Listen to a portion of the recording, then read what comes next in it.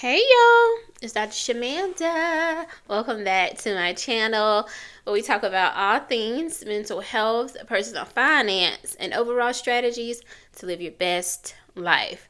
Alright guys, welcome back. If you're new here, I am a licensed mental health and addictions therapist here in North Carolina.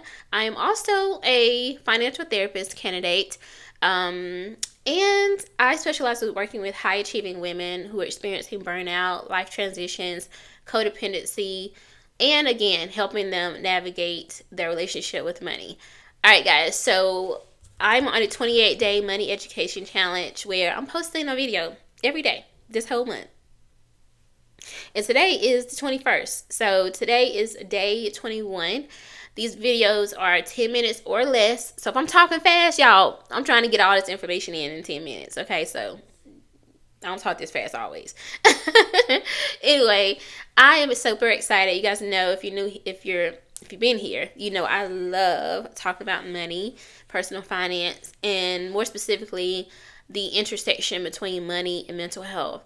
And also, if you're an OG here, if you've been here, then you know that I personally am in a transitional period of my life. So I have one more week left in corporate America or working a W-2 job before I'm 100% self-employed or an entrepreneur.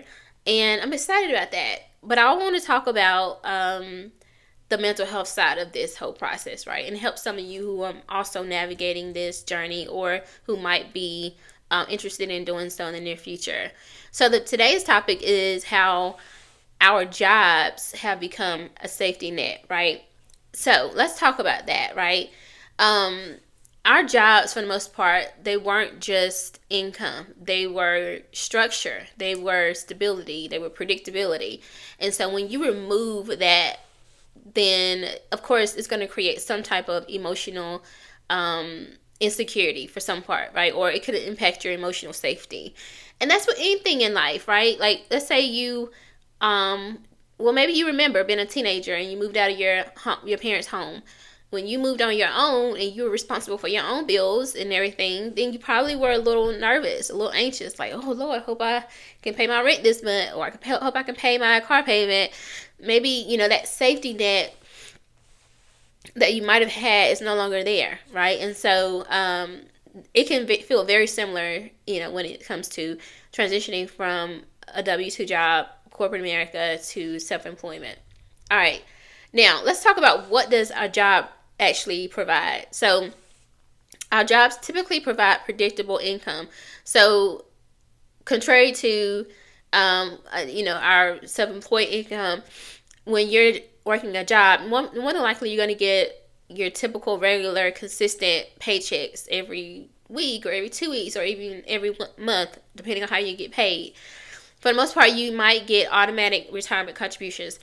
Sorry, y'all, I'm still a little stuffy. So you could have your company automatically contribute to your 401k for you or your 457b. Whereas when you're doing this self-employed, you have to manage it yourself. Now, I don't want to say that totally, because even when you go self-employed, you can still set it up to be an automatic contribution. But again, more than likely, once you're like working a job, it's just like an automatic thing. Health insurance is another thing. For the most part, most companies offer some type of health insurance if you're like a W-2 employee. So that is something that you can expect. You have a built-in routine, so you more than likely have set hours that you have to work. So maybe your hours are from 7 to 3 every day. If you're like a teacher or something. If you work in a hospital and you're a nurse, maybe you have 3 12-hour shifts. So, but you have that built-in routine and time and schedule. So, it allows you to know exactly where you're supposed to be during that time.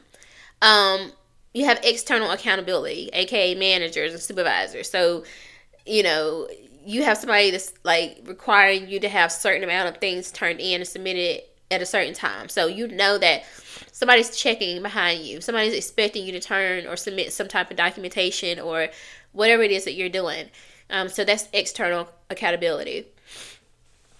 You also have social interaction. So even if you don't work in person, more than likely, if you work a job, you have a team. You have people that you can connect with. Even if you're like venting about the boss, you're like, can you believe they did this? Or like, you have that social interaction and connection, a network built into your job for the most part. And then lastly, you have clear performance metrics. So there's expectations. I know in the role that I'm in currently, I'm production based, so there's a certain number of clients that I'm expected to see weekly.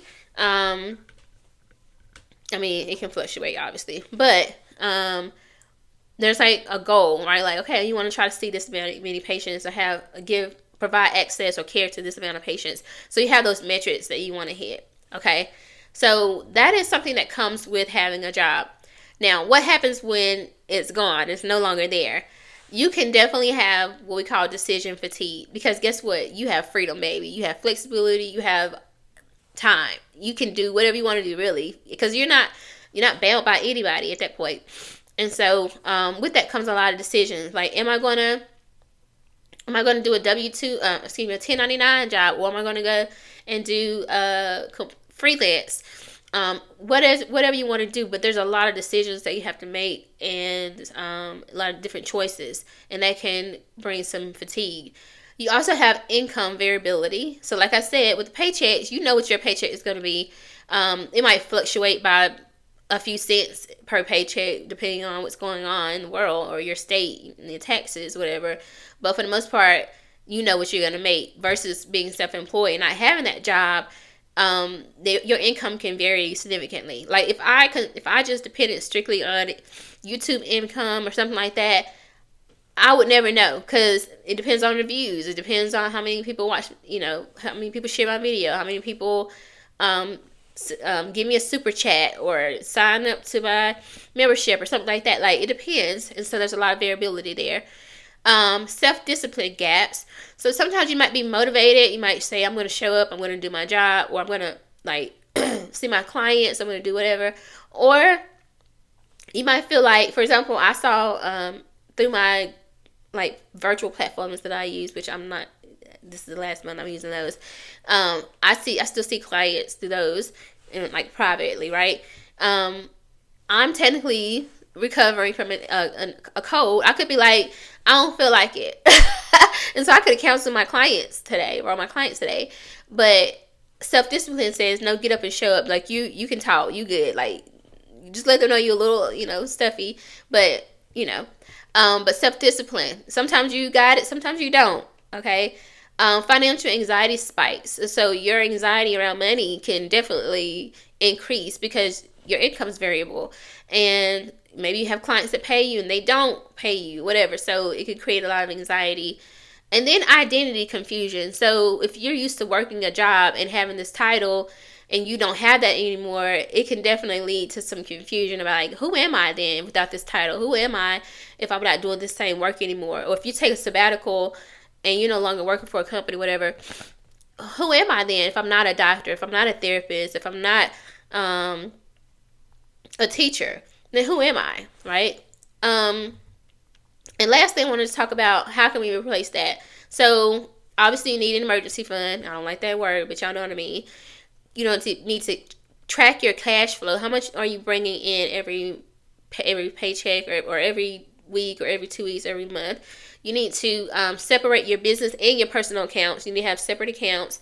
Have a retirement strategy.